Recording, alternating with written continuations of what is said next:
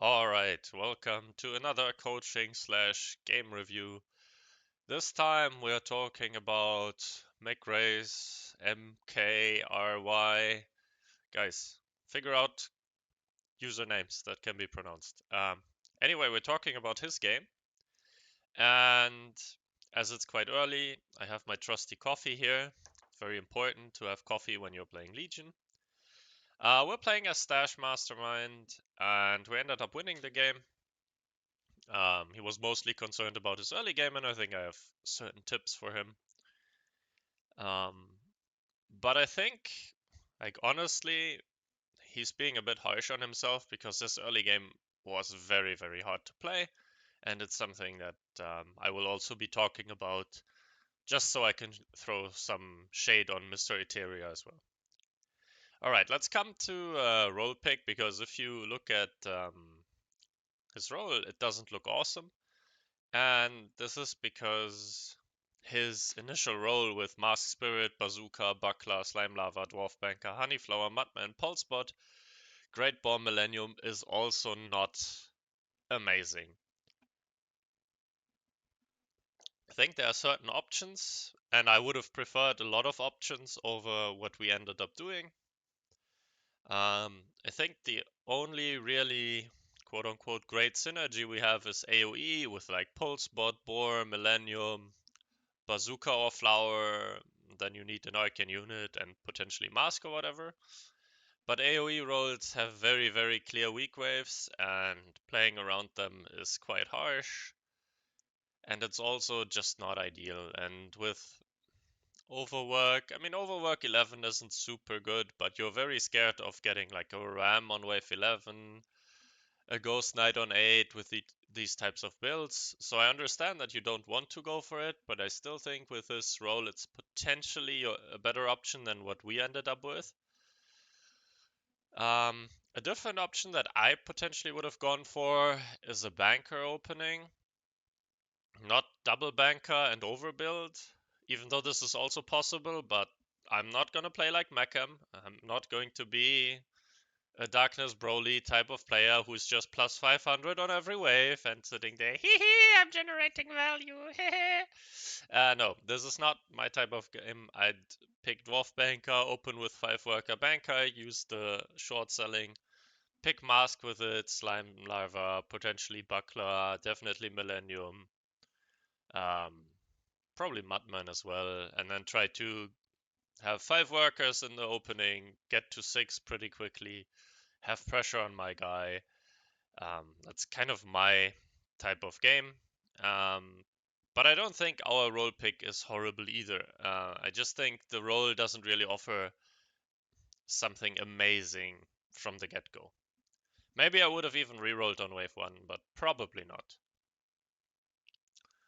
Alright, so we ended up picking Mask, Bazooka, Buckler, Slime, Mudman, and Millennium, and then we have 2 options to open essentially the Bazooka line, either with a Zeus or a Pyro, which both aren't amazing, or the um, Slime, the big Slime Mummy. And we ended up going with a Slime Mummy. It's not my favorite type of opening, just because it leaves you quite weak on wave 4, but we have Mask to counter it, so I don't think it's a big mistake. I'm just saying, personally, I would have probably opened Zeus with this role, maybe even Pyro, because our teammate is going for an egg. This is something we have to keep in mind, so we really have to make sure that we do not leak on wave 2 or wave 3, because this would kind of ruin our teammates' game, and we don't want to be horrible teammates. Alright, so game starts. We're sending into Sakura. Yoo-hoo. Time to fall asleep while playing Legion. King up 1, king up 2. Totally fine to king up on 2. Snail on 3 for the income. Absolutely fine. I do not like that our teammate is king upping the Green Devil on wave 3. He's also losing his egg here because his Pilgrim isn't tanking. We get a king up on 2, so we do False Maiden on wave 3, which is really good. because it gives us a way to prepare for wave 5 and to be strong on 4. And then wave 4 happens. We go income king. I'm not sure if the king up is super necessary. Especially with a lower split, the Sakura is quite vulnerable on wave 4. And a lot of people that get ascend on wave 3 will greed for wave 4. And again here, I also do not like the king up into the green devil line on wave 4. I think snail or double snail is better because these things... So here's my thinking, right? Maybe this is too advanced for 2.4k, 2.6k elo, but I would be thinking, if I'm blue in this spot, my teammate has opened with slime and mask, so the opponent wants to target wave 5, and given that I am starting egg with the workers, they can always do that, and they will probably push very hard for it and even try to leak on wave 4, so I don't want to make it too easy for them with just a king up. But again, if they then overbuild slightly, you send full and they leak one creep, it's also kind of horrendous. So it's a little bit of a gamble, but I think this might make it a little bit too easy for them. I also don't understand why he's only adding 20 here. I think this is a bit too much. I guess you expected the Sky Queen. I don't hate it. It's fine. I just think it's throwing your teammate a little bit under the bus. If you're opening egg, you're already kind of making it hard for him, and then if you have zero pressure on your guy, the game gets increasingly hard to play, especially given that we are stash on red, so we have zero income. It's a little bit hard. So what we do well here is with these things showing, and teal not being super weak on 4, we end up shifting for a Zeus for wave 5, which I really like. But here's my first point of criticism. I do not like the buckler placement here. I really think we want to split. Maybe we were hoping to get a pyro out, but I don't think that's quite realistic. They leaked and we still ended up on wave 5 not having the pyro, okay? So I think having a split, especially with AoE units that have like this random targeting, like Mask and Elite Archer, having a split is super beneficial just because these the random attacks end up being more focused on the left hand side. And this is why we leak so heavily on wave 5. I'm gonna demonstrate this, that the split is super beneficial. Let's quickly hop into the sandbox. I have tested some other things as well. I have somewhat prepared, so I don't say quite as many stupid things this time. Right, so just put the buckler in the split, and then this is the send. And in my testing, it went much better than what happened in game. The mask is tanking the boss. You could have the Zeus higher up, so the Zeus is tanking the boss. I don't think it makes a huge difference. Like this, they quite nicely share the aggro.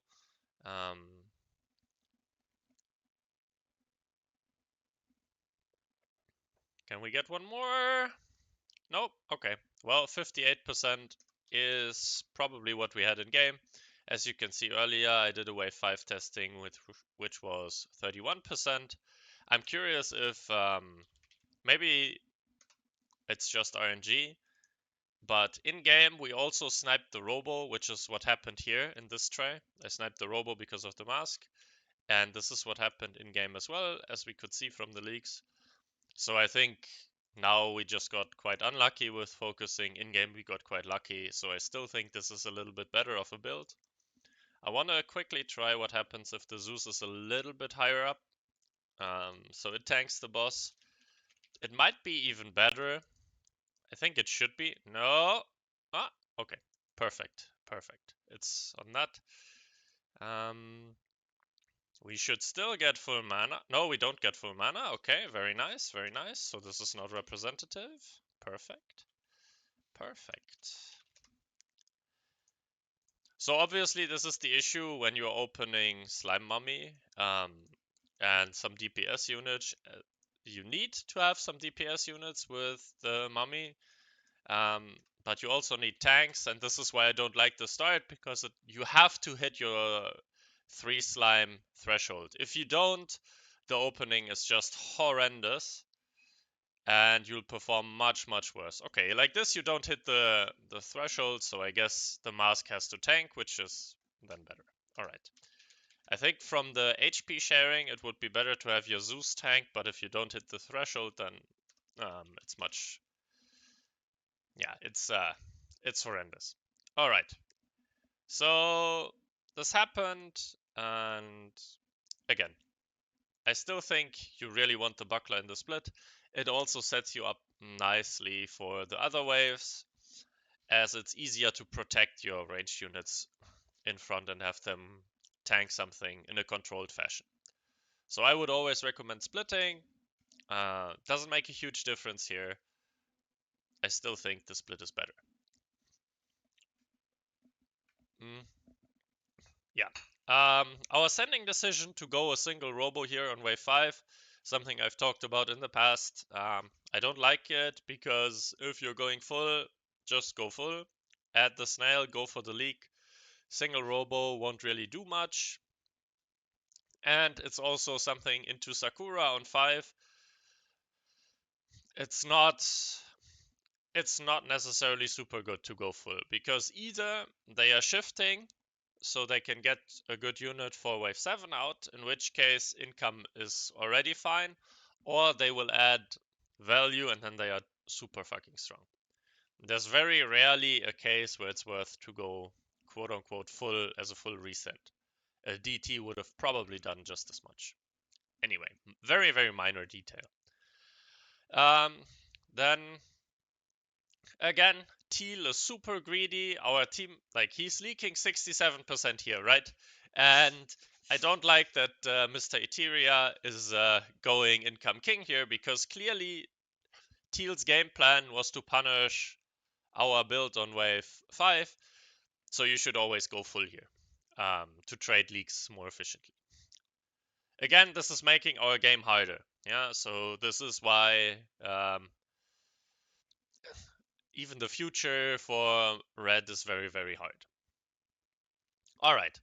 Eteria is in a really good spot. We are a little bit in a rougher spot, but it's not horrendous by any stretch of the imagination. But our game is harder to play. So what we decide to do is to put some pressure on yellow, who's kind of snowballing because we got pressured. Absolutely correct. Again, teammate incoming, causing a small leak. This is a little bit rough, but nothing we can't play around. Then wave 7 hits, and looking at our build, we're mostly worried about A, big send on wave 8, or big send on wave 9. But given that our teammate is playing Hydra, well, it's more likely that we get a big send on wave 8. And we also want to target wave 8 on this guy, because he has too much value to punish him on 7. So we're targeting wave 8. This should also force them to go 8. So we can start preparing 8, which is what we do. We add a Hellraiser. Not sure about the Zuka, but probably didn't have money for like whatever unit, like Buckler or Slime. Totally fine. Our teammate gets income, so he can snowball. We continue enabling. Absolutely correct. And then we go full on wave 8. And there are two things I want to talk about here, because this is sort of where the game gets really rough for us. Again, it's hard for us because we get quite a big send here. And our send into yellow is correct, in my opinion. If we see this, going full here is not a mistake. I would have gone full as well. It's super, super close. And I've tested this in Sandbox, and I think we just got unlucky. Right, I'm gonna show it this time because I am a professional who hit the wrong hotkey to not switch the scene. Thank you, Shakara. Right, so wave 8. Pack leader Snail, pack leader DT. I think it's the correct send, and it will probably leak like 8 or 9 times out of 10. It really depends how these units aggro share, if this Sakura defends itself. This could be the aggro to hold. We'll see. Yeah, I mean, this leaks 25%. I tested it earlier, 58% leak and a 50% leak. And in game, he got a full hold, which has to be like top 10% aggro. And I think it's really not a mistake to go full if you see what he had on wave 7. Of course, if he full holds Income King would have been better, but I don't think it's like risk reward wise, I think it's absolutely fine to go full into this, especially since you want to enable your teammate who's in a good spot and really punish the guy who opens Sakura. I think absolutely correct choice. You just got very, very unlucky. All right, let's come to your side of the board. I think this is where you could have really made a difference with a little bit of a better build. I don't think you're super worried about wave 9, given that your teammate has Hydra, you've put pressure on your guy, you're going full here. So it's probably, and you also have Pyro as a decent option. And if they really commit super hard for wave 9, you still have your stash option. So I think you're mostly worried about this wave. And I just don't think that adding this mask and the full slime mummy is your best option. Because you're always worried about the mole, so you kind of want to try to kite the mole and kill the left-hand side of the wave, and then you'll probably do better. And I'll try to show this in-game.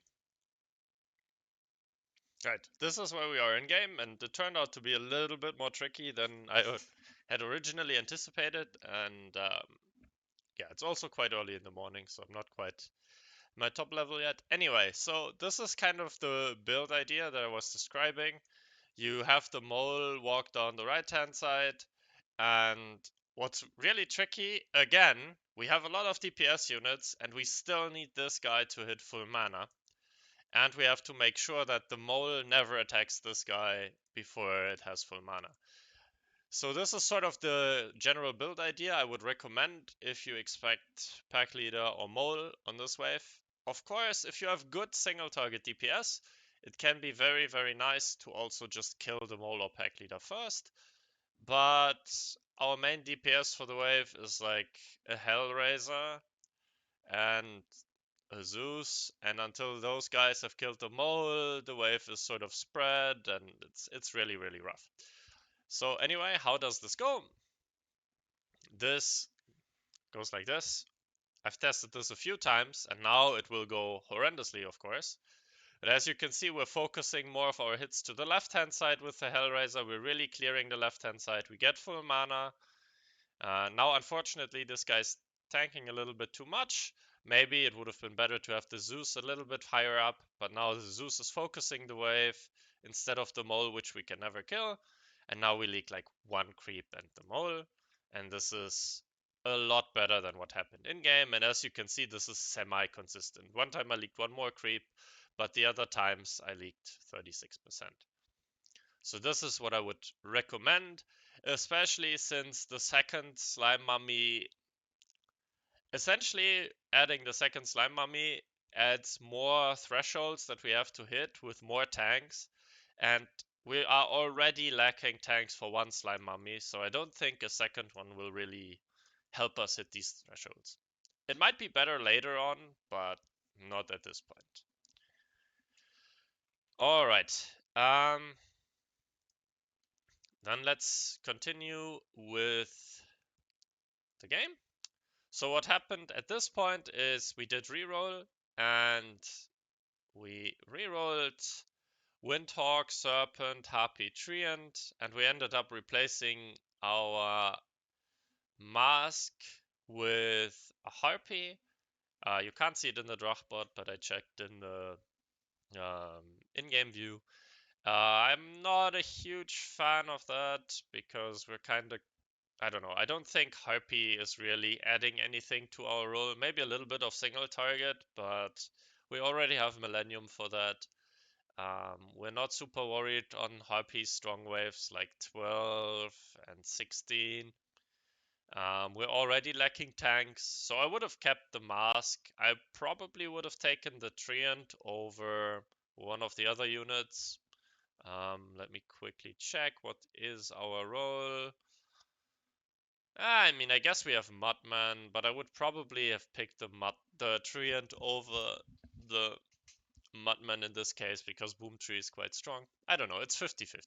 I think it's also completely fine to stick with this role. You can also consider taking Windhawk over the Buckler. Uh, it doesn't make a huge difference. Anyway, let's continue with the game. I think at this point, like after this wave, we're behind. But again, I think we also got very unlucky, and our game was hard to play. So now, wave 9 comes, our teammate gets only income after a 1.5 wave skip, and he easily holds, so he's in a very good spot. We are slightly behind. Teammate goes full onto wave 9. I really dislike this choice because of Bartholomeus, Grandus, Maximus, Shitus, Changus. Because Teal is getting infinite gold from this league, so he will probably do very well or even hold against the full send. It's income king. It sucks. You've saved the wave, but take your losses. This is just, yeah, it's rough.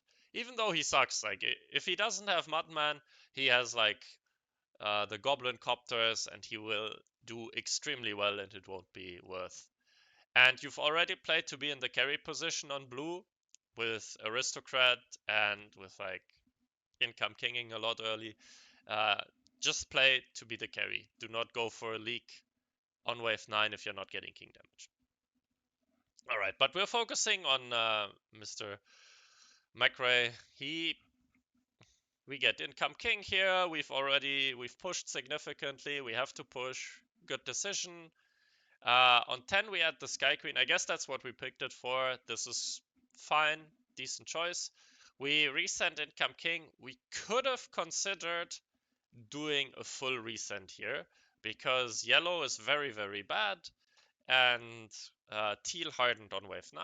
Then we would have gotten more king damage. But it's 50-50.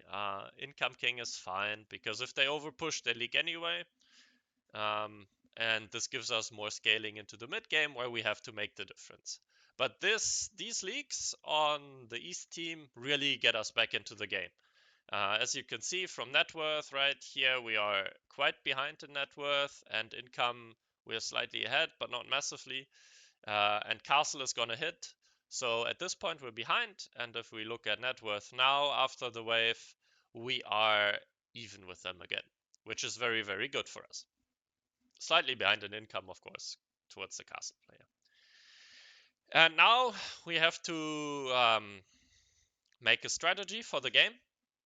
And if we look at their builds, we can either go 13, because there's Harpies and stuff, but we kind of expect him to have like either Hades or, well, what he has, Firelord, in the game. So it's not necessarily like super worth, and yellow is quite good on 13. So aiming for wave 14 is probably a better play. Spoiler alert, that's what we do. And also, given that on red, Mkry, we are quite low value and there's overwork in the game, it makes more sense to first protect against the potential aggressive play. Also, as Eteria is not amazing on the next wave. Like, he's not bad, but he's lacking tank value. Which he will lack for the entire game, by the way. So we're not super confident in his abilities to hold. So what we end up doing is picking Dark Ritual and going Income King, which is exactly correct. If you go Dark Ritual, then also commit for the hold by going Income King. Right, we do very well adding the Pyro. I'm not so sure if I would have gone for a Pyro. Sure, we don't have a split and Pyro is quite good, but we are oftentimes, I guess it's fine. I guess it's fine. I probably would have committed for a different build choice with like Millennium and stuff. But it's a very fine choice. We do very well against the full send. So now our position is decent again. We are behind in income significantly. He also has overwork, long wave with overwork. Yeah, okay. Don't take these income numbers too seriously, as these are after sending for wave 12. Right, I got confused myself for a bit. So we hold here, we do well, and this enables our 14 play that we planned. The enemy team income kings again, which is, in my opinion, a huge mistake because they are in a decent spot as well, and they have to realize that 14 is what we're aiming for. So income kinging on 12 just really gives away all the pressure and just gives us the very, very clear slam dunk 14 call where we can push now. And this is what's happening. We go on to a 14.